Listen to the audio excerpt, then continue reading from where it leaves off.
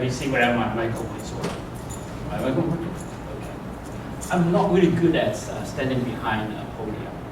And I consider myself a very lucky guy. I love to talk. And so therefore, whenever there's a chance for me to talk, I consider that is a joyful moment. So I hope today I can have a balance between me talking and you talking, because sometimes a conversation is a most enjoyment in life. Now, I wanted to begin by saying I'm a psychologist, and I've been working about 30 years, and most of my time I'm looking at depression, anxiety, trauma, and I think when we are looking at it, just looking at what the problem is as important as what is going well. In fact, there's one research that has been done comparing people who are depressed and suicidal with people who are not depressed. The main difference actually is not a negative thought. You know what the main difference is? The main difference actually is in positive thought. That is, individuals who are depressed or suicidal, they have less positive thought compared to people who are not. Now, what that really means is that there are bad things happening. That is in life. That is not the main issue that causing us. It's whether we have positive experience in our life that is what makes the difference. So therefore, today I would really want to spend the time talking with you about happiness. Now, I think there are many times people will say, "Hey, how are you doing? Are you happy?" I wonder how you answer that question. Or people say, "What makes you happy?" I wonder how you answer that as well. Now, let me tell you one good news. I don't know where, because we have been ranked number 5 before, but according to the 2016 World Happiness Report, we Canadian ranked number 6 out of how many countries? Let me see. Oh, let me see. Right here. This is the slide. Out of 157 countries. Now, what basically, without going into detail of the research, it is the happiness constitute, according to report, two main things. One is the state of being, like the kind of mood you are in, and the quality of life, like whether there's security, whether you have good income, the society is peaceful, whether there is a lot of corruption or not. So therefore, to a lot of people, happiness is that I feel happy and my life is going pretty well. However, happiness, what constitutes happiness, is not just about mood. Happiness actually, when we are talking about, if we are talking about happiness as our a sense of well-being, a sense of mood, in order to create or have that sense of mood, a lot of time it involves meaning making. So when you are thinking about meaning making, you might be thinking about that guy, the meaning of life. Not necessary. Not necessary. Actually, we are doing meaning making a lot of time. Now, how many of you notice that I just dropped something? I think you all notice, right? Now, none of you drop a jump and say, "Hey, you dropped the pointer." Why?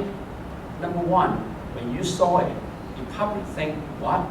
Oh, Dr. Kwan dropped something. Oh, it's not that far, so no harm done, it's right there. Two, in your mind, maybe Dr. Kwan did it deliberately. Or, he is trying to make a point, so therefore, no big deal. So I didn't see anyone jump. Now, that meaning making, it happens so quickly. Can you imagine what I dropped is not the pointer? I dropped oil lamp. What will you do? You will not sit here like this anymore. You probably say, "Oh oh, fire, fire, and then you run. Now, do you need to think about it? Probably not. Because our meaning making happens so quickly, and we constantly making meaning without us knowing. So therefore, sometimes when we get stuck, it is important to think about how we make meaning. Now, so I did what? That was the what. So imagine this. Imagine me as a father, and you might be my son or my daughter. You have been in school for 2 years now. Finally, you come to say to me, Dad, I wanted to have my own apartment. I talked to my friend. We find a location that we really like. We're going to move in there. Me as dad say, oh, okay. Oh, my son is moving out. So, knowing that my son moving out, me as dad go and buy everything that I thought my son might need. On the day of moving, I put everything in the truck, go to his apartment. I set everything up, I clean everything, I put everything the way I think would be perfect for him. Okay? So me as dad, what kind of meaning I created? I'm a good dad. I accepted myself. I do everything, I do the best I can. Right? I work really hard. Now, if you were the son or daughter, what kind of meaning is there for you? This is my apartment. Why he's doing all that? I don't like that cupboard. I didn't pick it out. I don't like that curtain. That is not my color. Why he do all this for me? Does he think that I don't know what I'm doing? He doesn't understand me. Now, if you have that meaning, what kind of behavior you would have?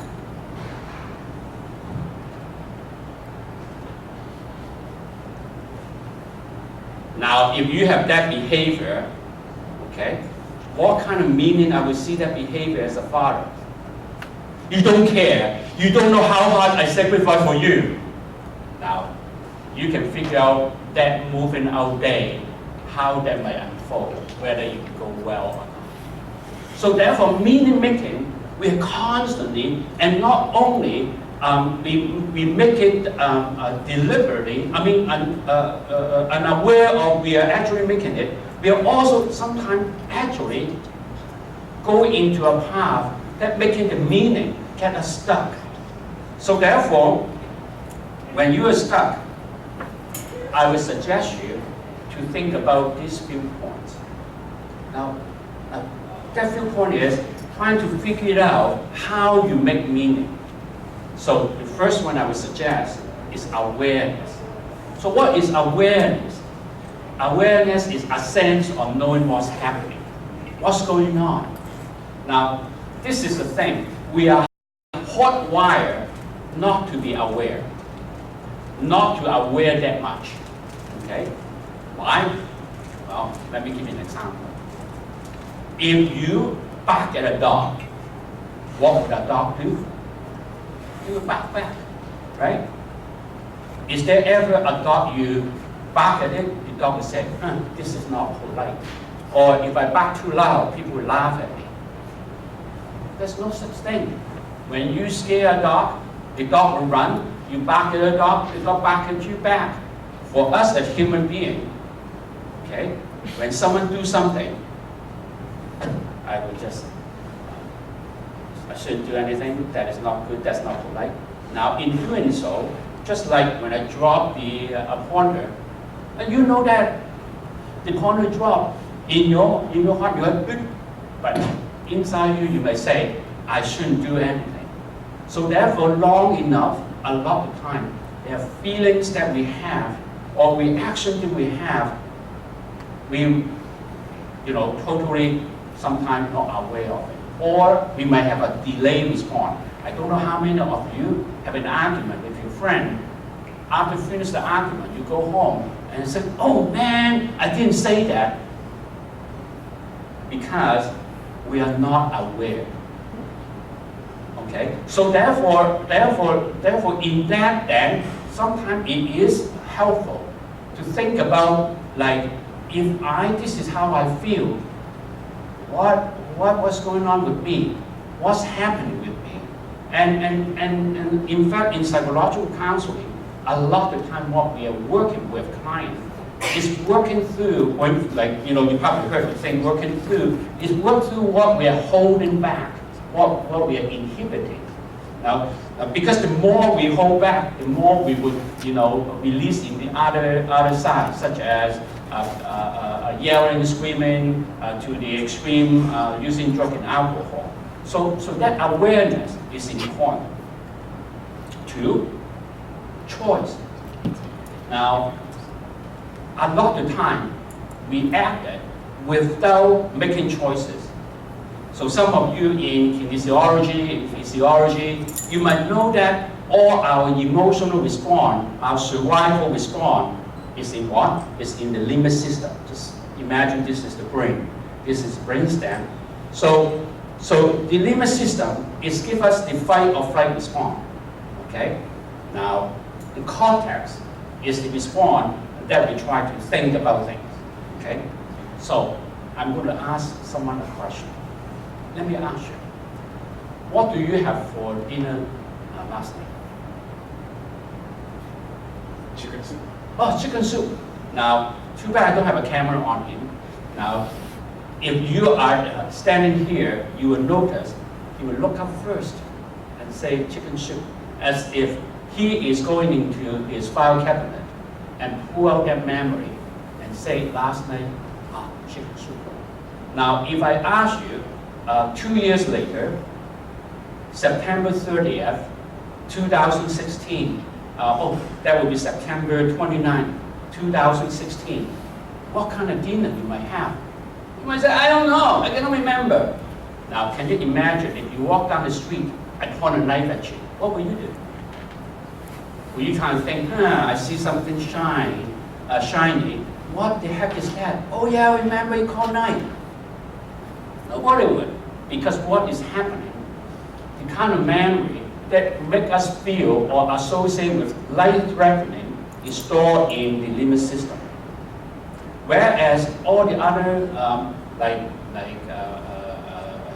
what kind of dinner we have, the phone number, we put it in another part of our brain to remember.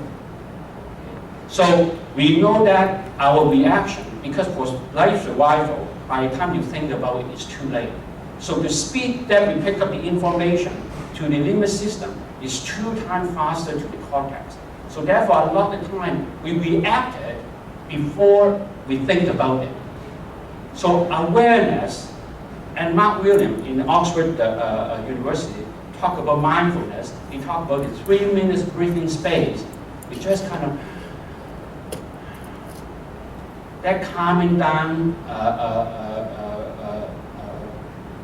movement is just literally give us time so that our cortex can catch up with the information, so that we can think about what's going on, so that then our decision would not react based on our urges.